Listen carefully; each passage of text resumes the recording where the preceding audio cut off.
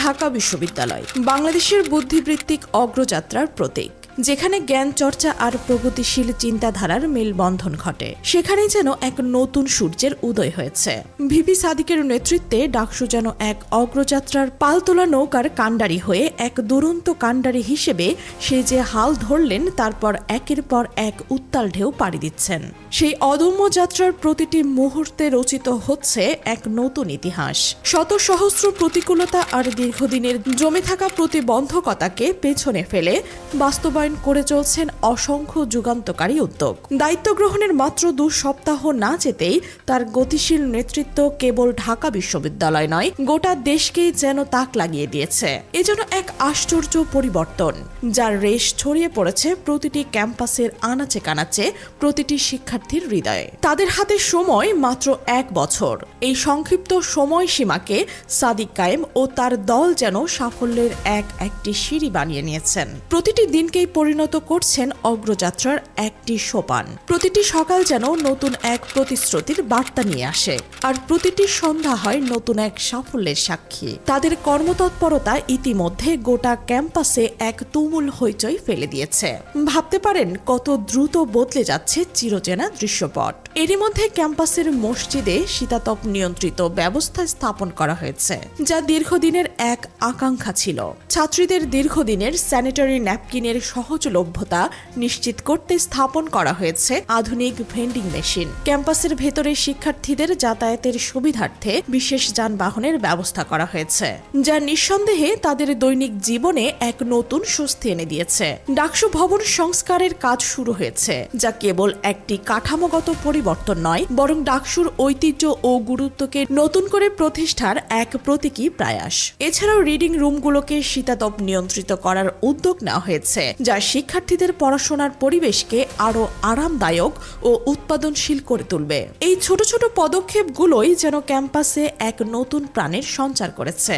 কিন্তু সাদিক কায়েম, SM ফরহাদ ও তাদের দল সবচেয়ে বড় যে কাজটি এরই মধ্যেই করে ফেললেন, তা হলো চীনের সহযোগিতায় ঢাকা বিশ্ববিদ্যালয়ের আবাসন সংকট পুরোপুরি দূর করার এক ঐতিহাসিক উদ্যোগ। বছরের পর বছর ধরে ঢাকা বিশ্ববিদ্যালয়ের শিক্ষার্থীদের, বিশেষ করে ছাত্রীদের জন্য আবাসন সংকট ছিল এক জ্বলন্ত সমস্যা। এই সমস্যা যেন শিক্ষার্থীদের পড়াশোনার পথে এক বিরাট বাধা হয়ে দাঁড়িয়েছিল। স্বপ্নগুলো আটকে যাচ্ছিল কঠিন বাস্তবতার বেড়াজালে। সম্প্রতি দীর্ঘ সময় ধরে আটকে থাকা ঢাকা বিশ্ববিদ্যালয়ের ছাত্রীদের জন্য প্রস্তাবিত চীন বাংলাদেশ মৈত্রী হলটি নির্মাণ কাজ শুরুর আবেদন জানালেন। অপ্রত্যাশিতভাবে দ্রুত সাড়া পাওয়া যায়। এই বছরের মধ্যে এর বাস্তবায়নের আশ্বাস দিয়েছেন বাংলাদেশে নিযুক্ত চীনের রাষ্ট্রদূত ইয়া উইন। এই ঘোষণা যেন ক্যাম্পাসের প্রতিটি ছাত্রীর মুখে এক ঝলক হাসির রেখা ফুটিয়ে তুলেছে, আশার এক নতুন আলোকবর্তিকা জ্বালিয়েছে। তবে এখানে চমকের শেষ নয়, গল্পটা আরো গভীরে। প্রাথমিকভাবে প্রস্তাবিত চীন বাংলাদেশ মৈত্রী হলে 1500 জন শিক্ষার্থীর থাকার সুযোগের কথা থাকলেও সাদিক কায়েম ও তার দল চীনা কর্তৃপক্ষের কাছে এমন এক প্রস্তাব রেখেছেন, যা রীতিমতো চমক দিয়েছে সবাইকে। তাদের কূটনৈতিক দূরদর্শিতা আর অদম্য সাহসের ফলস্বরূপ এখন সেটি হতে যাচ্ছে 6500 শিক্ষার্থীর জন্য। হ্যাঁ, ঠিকই শুনছেন, 3 গুণেরও বেশি ধারণ ক্ষমতা নিয়ে এই হলটি নির্মাণ হতে যাচ্ছে, যা ঢাকা বিশ্ববিদ্যালয়ের আবাসন সংকটের সমাধানে এক ঐতিহাসিক পদক্ষেপ।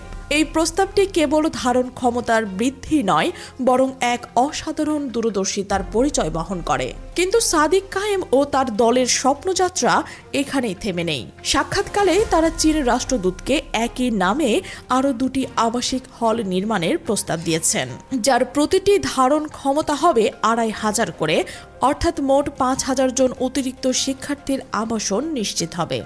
এই প্রস্তাব যেন এক বিশাল স্বপ্নকে বাস্তবে রূপ দেওয়ার দৃঢ় প্রত্যয়।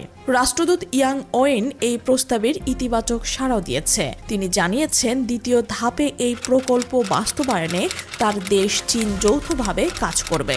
এটি কেবল আবাসন সংকট দূরীকরণের জন্যই নয়, বরং বাংলাদেশ ও চীনের মধ্যে শিক্ষা ও অবকাঠামো খাতে পারস্পরিক সহযোগিতার এক নতুন দ্বার উন্মোচন উন্মোচন করবে। এছাড়াও চীন রাষ্ট্রদূত বিজ্ঞান ও প্রযুক্তি, স্বাস্থ্য, ক্রীড়া, গবেষণা, স্কলারশিপ এবং সংস্কৃতি বিনিয়োগের মতো নানা ক্ষেত্রে পারস্পরিক সহযোগিতা বাড়ানোর আগ্রহ প্রকাশ করেছেন। ভাবতে পারেন ডাকসুর কূটনীতি কত দূর গড়িয়েছে। এজন্য শিবিরের সাদিক কায়েম ও তার দল এক পরশ পাথর হাতে নিয়ে এসেছে, যার ছোঁয়ায় ঢাকা বিশ্ববিদ্যালয়ের প্রতিটি সমস্যা সোনায় রূপান্তরিত হচ্ছে। এই ঐতিহাসিক পরিবর্তনগুলো টের পাচ্ছে ঢাকা বিশ্ববিদ্যালয়ের প্রতিটি শিক্ষার্থী।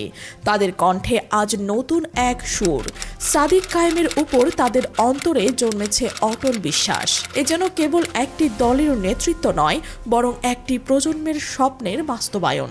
এবং হ্যাঁ, ইনশাল্লাহ সাদিক কায়েম ও তার দল আরও একটি সুসংবাদ নিয়ে এসেছে, যা শিক্ষার্থীদের দৈনন্দিন জীবনকে আরও স্বাচ্ছন্দ্য করে তুলবে। এরই মধ্যে ইবনে সিনা ডায়াগনস্টিক সেন্টারে তাদের ঐতিহাসিক একটি চুক্তি সম্পন্ন হয়েছে। এই চুক্তির ফলে ঢাকা বিশ্ববিদ্যালয়ের শিক্ষার্থীরা ইবনে সিনা ডায়াগনস্টিক সেন্টারে সব ধরনের টেস্টে 50% পর্যন্ত ছাড় পাবেন। 10, 20, 30% নয়, একেবারে 50%। এটি কেবল আর্থিক সাশ্রয় নয়, বরং শিক্ষার্থীদের স্বাস্থ্যসেবা প্রাপ্তিতে এক নতুন দিগন্ত উন্মোচন করবে। সব প্রক্রিয়া শেষ করে জামায়াতের বিজনেস আইকন শহীদ মীর কাশেম আলীর হাতে গড়া ইবনে সিনা শুধু ছাড় দিয়েই বসে নেই। তারা শিবিরের সাদিক কায়েম ও ফরহাদের ডাকে সাড়া দিয়ে ঢাকা বিশ্ববিদ্যালয়ে ফ্রি হেলথ ক্যাম্পও শুরু করেছে। এবং এই স্বাস্থ্য ক্যাম্প কোথায় শুরু হয়েছে জানেন? ঠিক সেই জগন্নাথ হলে যেখানে ডাকসুর নির্বাচনে ওরা সবচেয়ে কম ভোট পেয়েছিল।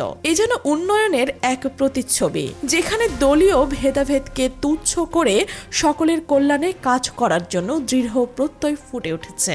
একসাথে এত কিছু, যেখানে ডাকসু মানে কেবলই ছিল ঝগড়াঝাঁটি, ফ্যাসাদ, সেখানে এখন তৈরি হচ্ছে উন্নয়নের মানচিত্র। সঠিক মানুষ সঠিক চেয়ারে থাকলে কি হয় তার বাস্তব প্রমাণ যেন ইসলামী ছাত্র শিবিরের সাদিক কায়েম ও ফরহাদরা চোখে আঙ্গুল দিয়ে দেখিয়ে দিচ্ছেন। ডক্টর মোহাম্মদ ইউনুস ও তার উপদেষ্টাদের যেন তারা বুঝিয়ে দিচ্ছেন, দক্ষতা, যোগ্যতা, অদম্য ইচ্ছা আর দেশপ্রেম থাকলে 1 বছর লাগে না, 1 মাসে সবকিছুর পরিবর্তন নিয়ে আসা যায়। তারা এও দেখিয়ে দিচ্ছেন যে আমলাতান্ত্রিক জটিলতার অজুহাত, সিন্ডিকেটের অজুহাত, ফ্যাসিবাদ এর বাধা, এসব অজুহাত পেরিয়ে সফল হওয়া যায়। 1 বছরও বেশি সময় ধরে দেশের হাল ধরা অন্তর্বর্তীকালীন সরকার যখন একের পর এক ব্যর্থতার পরিচয় দিচ্ছে, তখন সফলতার প্রতিটি ধাপ পাড়ি দিয়ে সাদিক কায়েম ও তার দল দেখাচ্ছেন আলোর পথ। তারা অস্থায়ী নয়, হাঁটছেন স্থায়ী সমাধানে। এই অদম্য কর্মযজ্ঞ আর দূরদর্শী চিন্তাভাবনার মাঝে ঢাকা বিশ্ববিদ্যালয়ের শিক্ষার্থী মাহিন খান যেন সাদিক কায়েম ভাইদের কাছে এক নতুন ভাবনা নিয়ে এসেছেন। তিনি জানতে চেয়েছেন, সাদিক কায়েম ভাইরা, কুলাম ভাই, ছাত্রদলের ইস্তেহারের একটা জিনিস ছিল, এটা ভালো লেগেছে আমার। সদ্য স্টুডেন্ট লাইফ শেষ করা ছেলে মেয়েদের জন্য আবাসিক হোস্টেল টাইপের কিছু করা, যেখান থেকে ওরা চাকরির প্রিপারেশন নেবে। এই টাইপ কিছু করা কি বাস্তবসম্মত, বা এটা কি করা যায় কিনা? এই প্রশ্নের জবাবে সাদিক কায়েম ও তার দলের গভীর ও দূরদর্শী চিন্তাভাবনা আরও একবার স্পষ্ট হয়ে উঠেছে। তিনি বললেন, শোনো, আমরা শিক্ষার্থীদের পার্মানেন্ট সলিউশন নিয়ে কাজ করতে চাই, মানে স্থায়ী সমাধান নিয়ে কাজ করতে চাই। ওদেরকে ইনকামের ব্যবস্থা করা যায়, systemic part time job manage করে দেওয়া যায়, এগুলো নিয়ে কাজ করছি। ইতিমধ্যে বিভিন্ন কোম্পানির সাথে কথাবার্তা হচ্ছে এবং হয়েও গেছে। আর এইটা করতে পারলে বাকি সব সমস্যাগুলো ওরা নিজেরাই সলভ করে নিতে পারবে। মানে ভাবতে পারেন কোন লেভেলের চিন্তা করে সাদিক কায়েম ও তার দল। তারা কেবল সাময়িক সমস্যা সমাধান নয়, বরং শিক্ষার্থীদের স্বাবলম্বী করে তোলার এক দীর্ঘমেয়াদী পরিকল্পনা নিয়ে এগোচ্ছেন। আর এই তো বিপ্লবী পরিষদের আহ্বায়ক কমিনী আহসান লিখেছেন, সাদিক কায়েমদের ঘিরে ঢাকা বিশ্ববিদ্যালয়ে একটা বিপ্লব হচ্ছে, কিন্তু ক্যাম্পাসে খুব ছোট ছোট প্রয়োজনগুলোকে জিম্মি করে শিক্ষার্থীদের যে দাসত্ব জীবন ছিল তা ভেঙে যাচ্ছে। প্রতিদিন খবর আসছে ডাকসু ও হল ছাত্রদল নেতারা একের পর এক উন্নয়নে কাজ করছে। গোটা ক্যাম্পাসে সাধারণ শিক্ষার্থীদের মধ্যে স্ফূর্তি লক্ষ্য করা যাচ্ছে। আমার ধারণা আর 2-3 মাসের মধ্যে ক্যাম্পাসে এতটা উন্নতি দেখা যাবে যে শিক্ষার্থীরা এই ক্যাম্পাসের সব অতীত ভুলে যাবে। একটা উন্নত জীবনধারাকে ঘিরে গোটা ক্যাম্পাসে একাডেমিক আবহাওয়া তৈরি হবে। এক পর্যায়ে দেখবেন ঢাকা বিশ্ববিদ্যালয়ের শিক্ষার্থীদের বিসিএস এর চেয়েও গবেষণাকে বেশি প্রাধান্য দিচ্ছে। হয়তো সামনের ফ্রিতে 1000-এরও বেশি ছাত্র বিদেশে পড়তে যাবে। এই উক্তিগুলোই যেন সাদিক কায়েম ও তার দলের কাজে গভীর ও দূরপ্রসারী ভাবনাকে তুলে ধরে। এদিকে সাদিক কায়েম ও তার দলের এত কাজ দেখে যখন খুশিতে আত্মহারা সবাই, তখন পরাজিত ভিপি প্রার্থী ছাত্রদল আবিদুর রহমান খান, বাক্সাসের আব্দুল কাদের আর বামদের ওমামা ফাতেমারা দুয়ারে দুয়ারে অভিযোগ নিয়ে ব্যস্ত। এসব ভোট কারচুপির ভুয়া জিনিসপত্র নিয়ে এখানে সেখানে যাচ্ছেন, কিন্তু কেউ পাত্তা দিচ্ছে না। মানে লাজ লজ্জা কিছু না থাকলে যা হয় আর কি। আবার এরা সুযোগ পেলেই সব ভালো কাজগুলোর সমালোচনায় মুখর হয়ে উঠছে। কিন্তু সাদিক কায়েম ও ফরহাদরা কি থেমে থাকবে? থাকার কথাও নয়, কারণ তাদের নির্বাচনী স্লোগানই ছিল স্বপ্নের ক্যাম্পাস করার পথযাত্রী আমরা, থামবো না। দর্শক, আপনি কি মনে করেন সাদিক কায়েম ও ফরহাদরা কি পারবে একটা স্বপ্নের ক্যাম্পাস করতে, নাকি পারবে না? আপনার মূল্যবান মতামত কমেন্টের ঘরে জানাবেন। আর এই চ্যানেলে নতুন হলে অবশ্যই সাবস্ক্রাইব করুন এবং বেল আইকনটি বাজিয়ে রাখুন, যেন ঢাকা বিশ্ববিদ্যালয়ের এই অভূতপূর্ব অগ্রযাত্রার প্রতিটি খবর আপনার কাছে সবার আগে পৌঁছতে পারে।